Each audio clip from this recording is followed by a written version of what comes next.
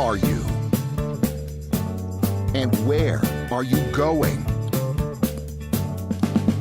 What do you want?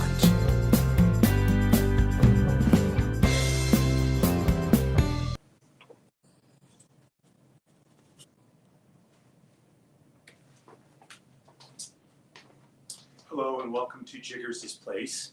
I'm your host Kevin Bemmel, and we're here every other Thursday to sit back and have a cocktail and talk about all the things in life that have nothing to do with business and finance. So today, Thursday, it's April 10th, 2025, is just a couple days before the holiday of Passover begins. The first night is Saturday night, April 12th. It'll begin at about roughly 8 p.m. with a meal known as the Seder. Seder means order, and this millennia long tradition will be repeated once again. And so this time of year is a time for Jews to reflect on their lives and figure out what inside of them needs to be improved. And that's the internal preparation. And the external preparation is going through their homes and cleaning out the chametz. So chametz is a Hebrew term that essentially means leaven. So specifically, it's things like bread, cakes, cookies, things that are made from one of 5 grains: wheat, rye, oats, spelt, and I'm missing the 5th one. It's not rice. I'm going up on it. But in any event, it's an interesting time of year, and some people go really absolutely crazy, cleaning their drapes and I mean, it becomes basically spring cleaning, and all their focus goes into removing the chametz from their home. And I'm not very connected with my community anymore, frankly, but when I was, the men especially would bitterly complain about this, and frankly, I had very little sympathy for them. Because the cleaning of the house was being done at the expense of the cleaning of the soul. And of the two, I would argue that cleaning out the chametz inside ourselves is far more important, because that's what impedes our relationship with other people and with God. And so sort of in preparation for Passover, or as it's known in Hebrew, Pesach, which refers to the sacrifice that was brought at this time of year, I'm going to talk about biblical commandments. And even that word commandment is misleading, but it's the word that's come to be used as a translation for the Hebrew word mitzvah. And so I'm going to talk about that and hopefully help us better understand really what the commandments, the mitzvahs or mitzvot, are all about, and make this time of year more meaningful. I will hasten to add that I believe Easter is a week from Sunday, so this is also a special time of year for Christians, and they go through the period of Lent, where they give something up, something that they enjoy up, So I think that a lot of us are sharing a somewhat similar experience with our faith. I think this year also Ramadan has been occurring around this same time. So now Ramadan kind of moves throughout the annual secular calendar, but I think coincidentally it's around this time as well. So in honor of today's show, with the help of ChatGPT, we designed a cocktail called the Shechinah's Kiss. Now, Shechinah is an interesting word. It's one of the numerous names for God. Now, Shechinah, you can tell by the sound of the ending, is a female manifestation of God. It's the spiritual nature of God, as opposed to Adonai, which is a male manifestation of God. And Adonai has more to do with the lordly aspect of God. And by the way, of course, God is neither male nor female. God is simply God. It's just for us as human beings to relate to him as he's usually referred. We use human language, and as a result, in Hebrew there are different endings for men and women, or male and female. So that's where that comes from. So the Shechinah's kiss is it's a sense of intimacy with the spiritual aspect of God, and so to make that, we're going to use Mezcal.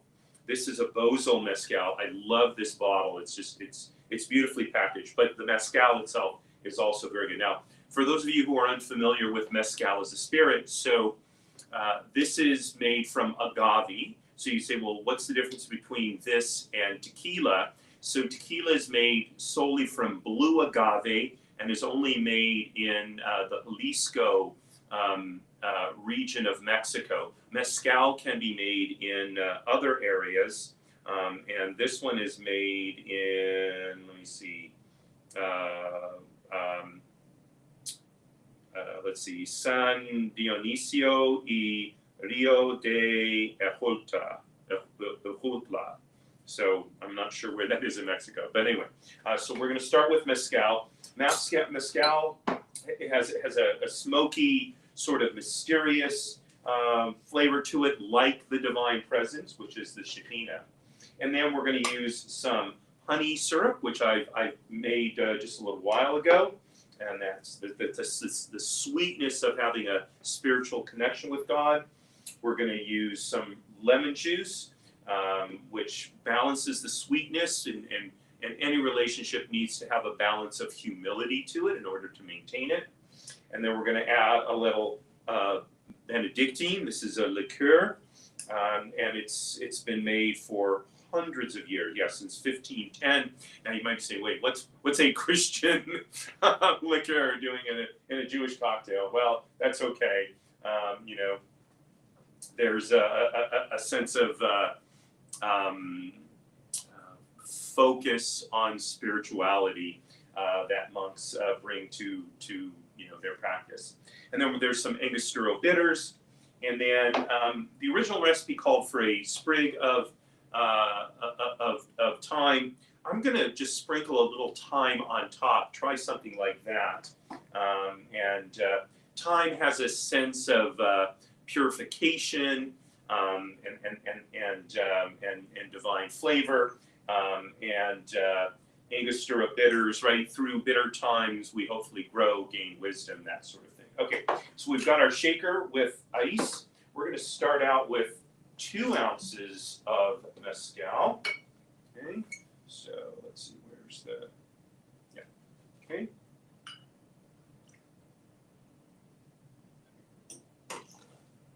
So there's our Mezcal. And then an ounce of honey syrup.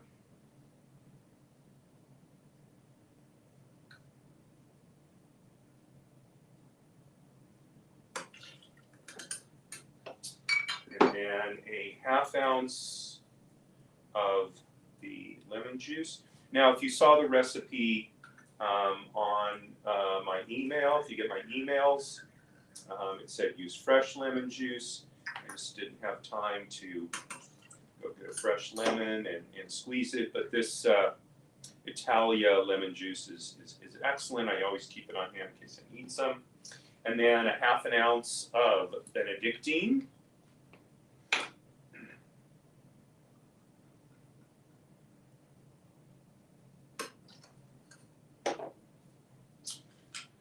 Okay, and then we're going to have just a dash of Angostura bitters. Okay, and we're going to cover this up, and we're going to shake. And as you know, the idea of the shaking is both to cool down the ingredients, mix them together, but also get some of the ice to melt. So a little bit of water brings out the various flavors. So it'll shake for about 20 to 30 seconds. You can see that the shaker is all frosty on the outside. Always a nice thing. I've got my coupe glass ready right here, my beautiful ones, originally from, I believe it was Barney's, which of course is no longer in existence. Life changes. Okay, so there we go. And pour this out.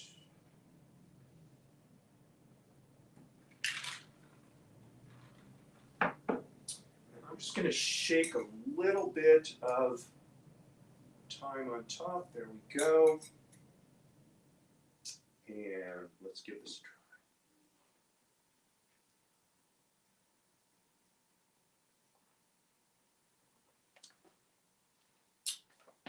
Wow. That's a nice layered group of flavors. So it was good. If you recall 2 weeks ago, not so good. This one, excellent. I'll meet you over the sofa.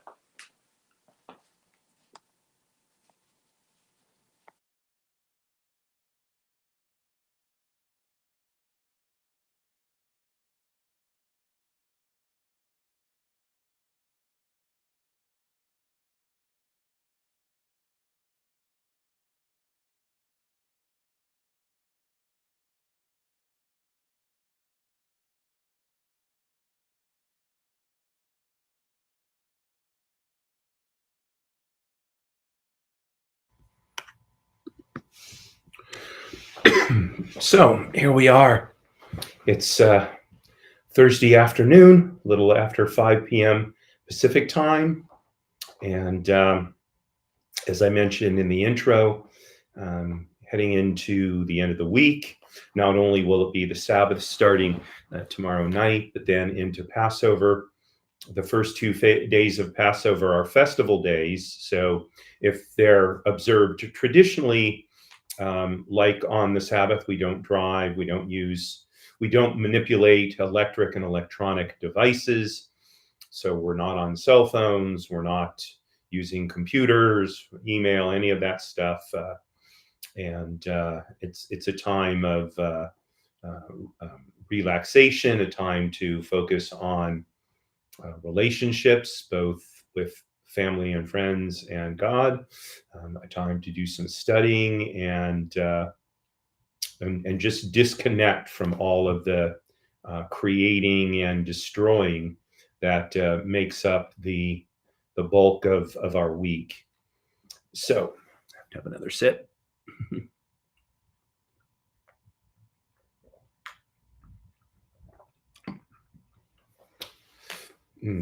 Nice. So biblical commandments. You know, it's an interesting topic, if you will. Most people have heard of the 10 Commandments, right? And so when I refer to biblical commandments, that's probably what most people think about. In Jewish philosophy, there are 613 commandments. And indeed, although sometimes they're broken down into categories of sort of major and minor, the truth of the matter is no commandment is, or no, I'm going to start using the word mitzvah instead of commandment.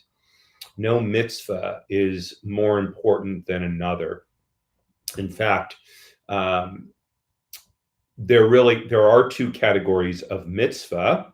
There are the mitzvah aseh, which literally means the mitzvahs of doing, and there are the mitzvahs los aseh, which are literally the mitzvahs of not doing, otherwise known as the positive mitzvahs or the positive commandments, and the negative commandments, the thou shall or the thou will, and the thou shalt not, the thou will not. So looking at the 10 commandments, what I'm going to refer to from here on out is the Aseres Hadibros, which literally means, which is Hebrew for the 10 sayings. You can even see that in these sort of 10 archetypal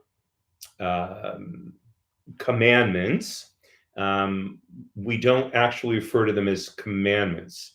They're the 10 sayings. So we have Kivud Av Ve'ain, which is translated as "you will honor your father and your mother." That's a positive mitzvah, something that you need to do.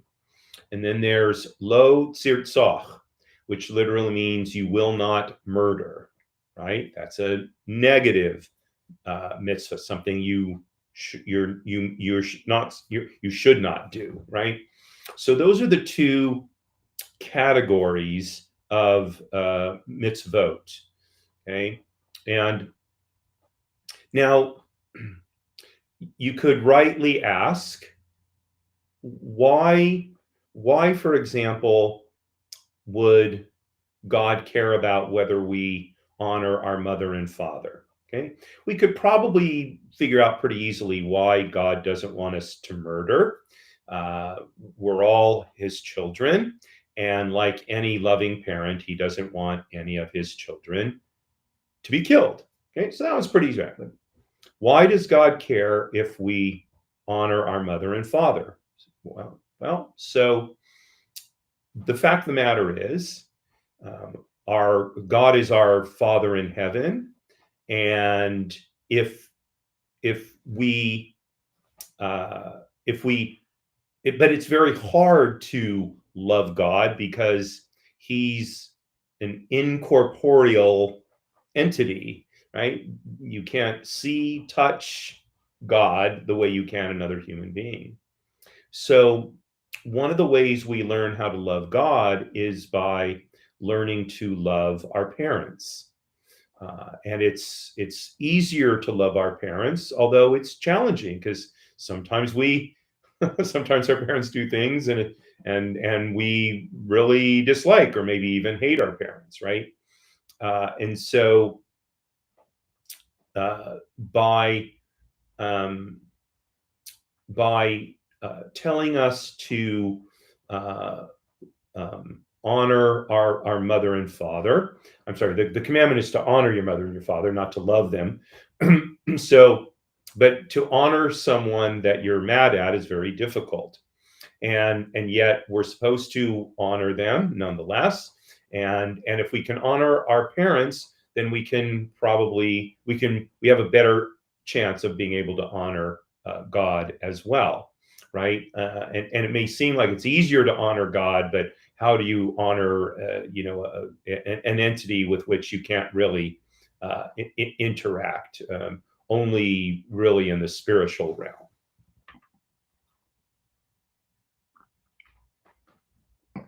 So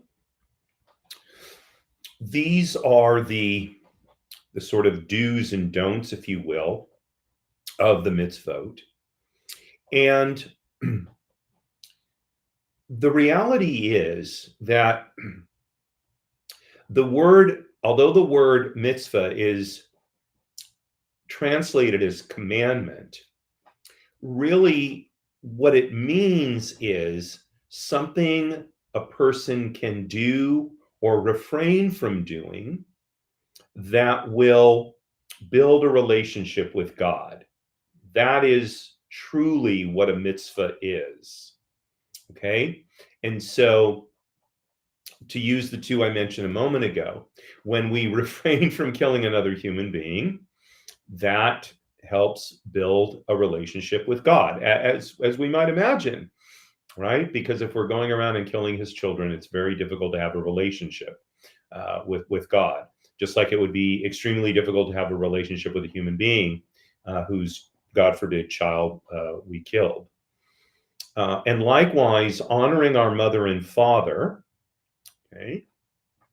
So, again, as I was mentioning before, if we can learn to honor our mother and father, that helps us learn how to honor God.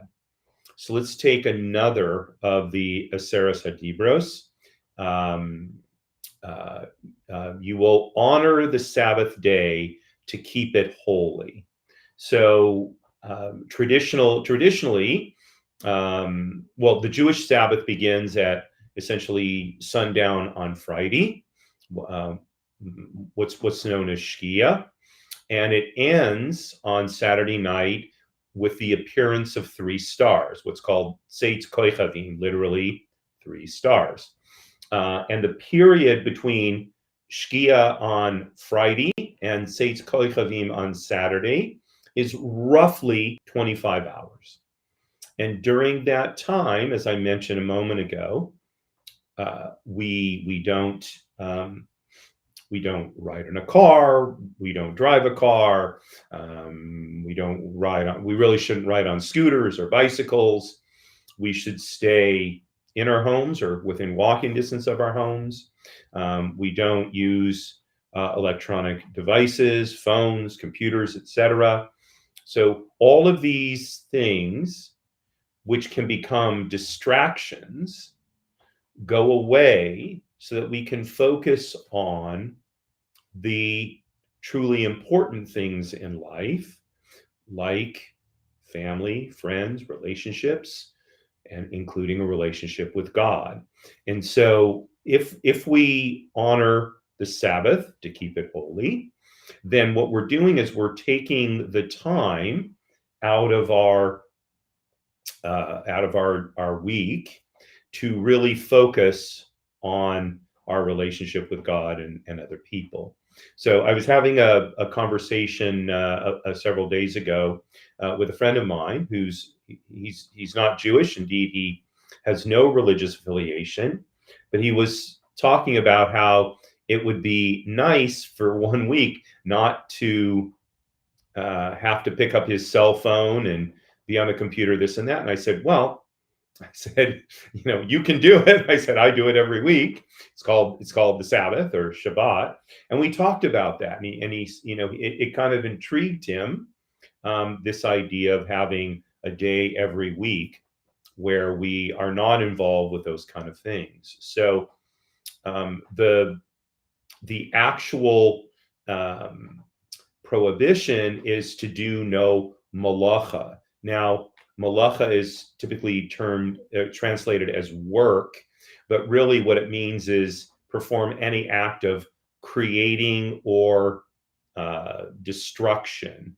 And I'm not going to go into the details of that, but again, you see that the way our interactions with God are translated into English are not particularly accurate to the original Hebrew in which the Bible, the Torah, was written. And so it kind of skews our understanding of what these things are all about. So if instead of talking about biblical commandments, we talked about mitzvahs or mitzvot, right? And then we understand what the word mitzvah means, which is, again, something we can do or refrain from doing in order to build a relationship or to improve our relationship with God. So we can see a much more meaningful way of observing our faith than we might have perceived if we stayed solely with the English translation of the Bible. And also we can then really begin to understand, so what is religion all about, right? Is it about the very strict do's and don'ts and sort of counting up, oh, I did 50 do's this week and I only violated one don't, and sort of playing almost a like a game like we might at work of who made the most sales or something like that. No, it's not like that at all. Especially because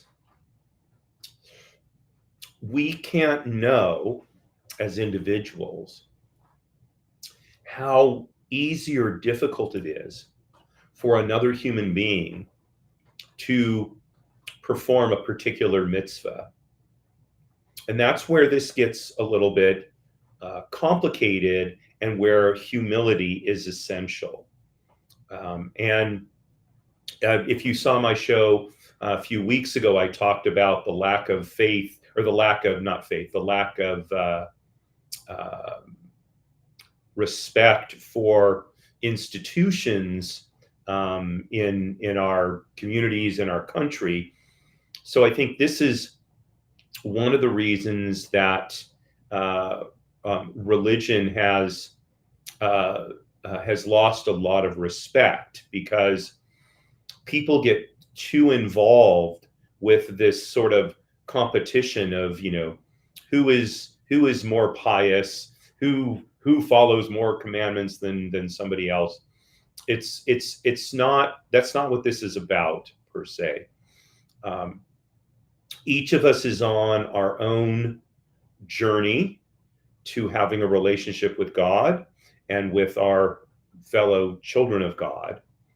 And we can't possibly know how easy or difficult it is for any other person to fulfill or not fulfill a particular mitzvah. And so we can't know how deeply God appreciates a mitzvah that's done or refrained from being done by some other person. In fact, it's hard for us to know that even about ourselves, right? And so that's why in this whole process, humility is such an important aspect. But it's also why we need to help each other. And this goes back to what I was saying about people who this time of year go so crazy about, cleaning their homes and forget about, sort of cleaning themselves. It's to have a relation, to exhaust oneself cleaning one's home, so that by the time the Seder rolls around, one is exhausted, on edge because they're so tired, maybe angry because they didn't feel they got sufficient help cleaning up the home. Really counterproductive, very counterproductive, because now the person is not in a mindset of engaging with other people and engaging with God, right? So then it becomes our responsibility to reach out and help them understand what is really important about this time of year. And that's very difficult, especially between a husband and a wife, right? Where, sometimes, relationships can be fraught. But rather than abdicating that responsibility, I think the proper thing to do is to figure out how a husband can approach his wife and how a wife can approach her husband, so that the two of them can find common ground and really fulfill the purpose of the weeks leading up to Passover, Pesach, of cleaning the chametz, right? The leaven, the things that make us haughty, out of ourselves. That's far more important than cleaning draperies and washing down walls. Not that those things aren't good to do; they're perfectly good to do, but they don't have any meaning in the context of Passover. Okay, because the physical chametz we are responsible for getting rid of is what's called chametz gomor, which is sort of like large chametz.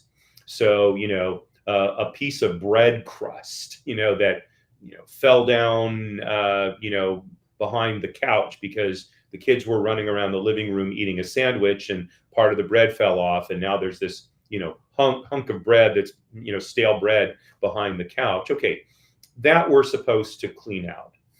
So we're responsible for pulling the couch away from the wall. Oh, look, there's a big piece of bread there. Sweep it up or vacuum it up, or get a wet rag and wipe it up. Then okay, we're done, right? We clean underneath and behind the couch. Done, right? But that's really what we're responsible for in terms of the physical world. In terms of the spiritual world, which is much more difficult, the emotional and spiritual world, much more difficult, takes much more time, much more thought. And I think it also takes some conversation. So I've had conversations, a number of conversations with one of my friends the last few weeks, Bill, and we've talked about these things, and we've helped each other see where the chametz is in ourselves, and so that we can work on that and improve our insides to get rid of the leaven in there and improve our chances of developing a closer relationship with God.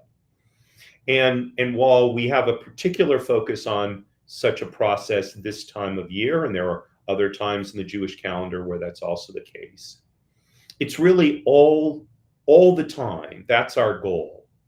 Our goal is to do the mitzvahs, and whether one follows, whether one looks at just the Aseres Hadibros, the so-called 10 Commandments, or the Noahide laws, which are basically, there's 8 of them, or follows a traditional Jewish path where there's 613, 248 positive commandments, and I think, 248 and 365 negative commandments, I believe it is.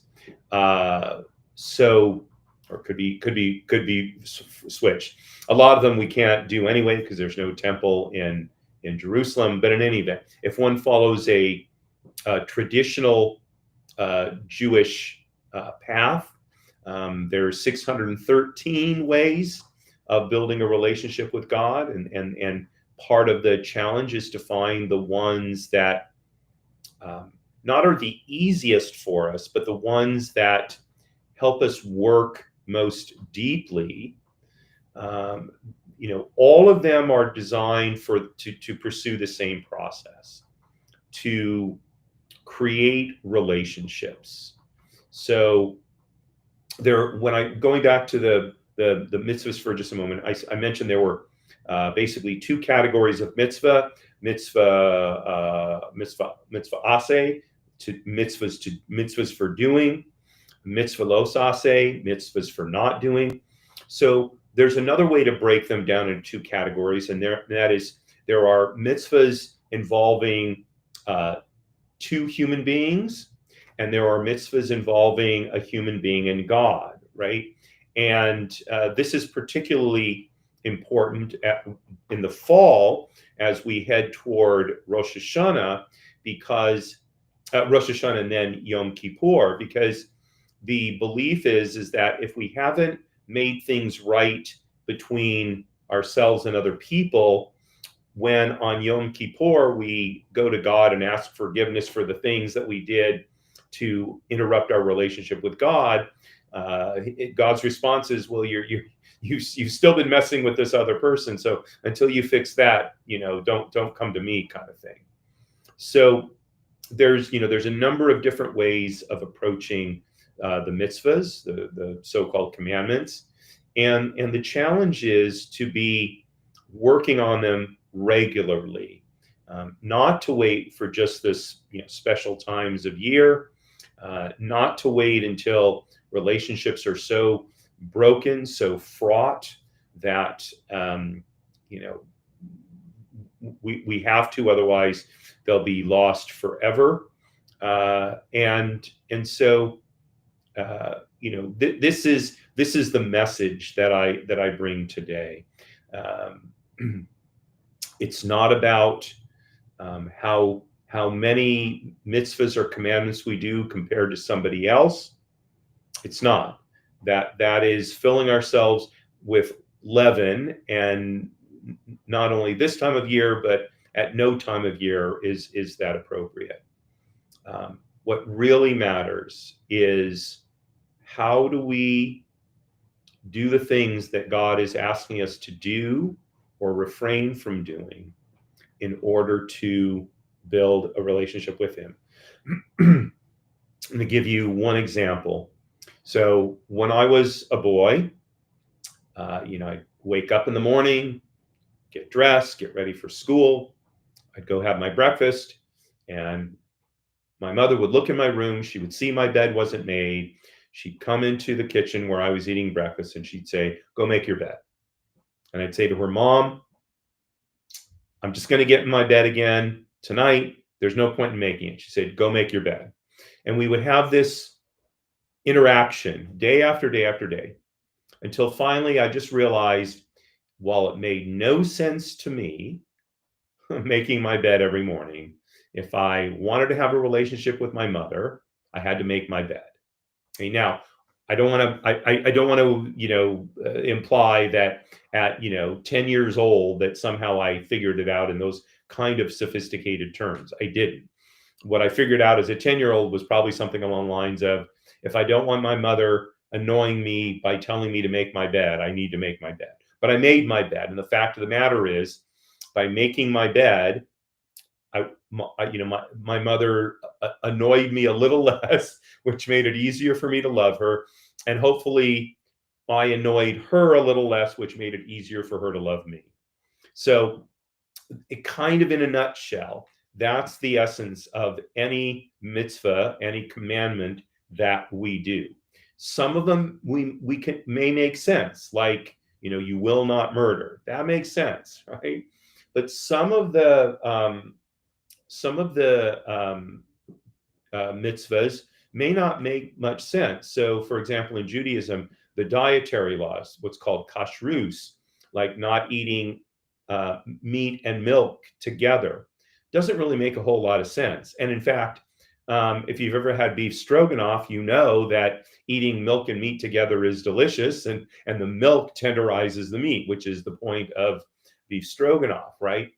But if one is keeping a traditional Jewish life, one keeps kosher, and so then one doesn't eat a cheeseburger or beef stroganoff or any mixture of milk and meat. In fact, one does not consume any dairy products at a meal when one is having meat, right?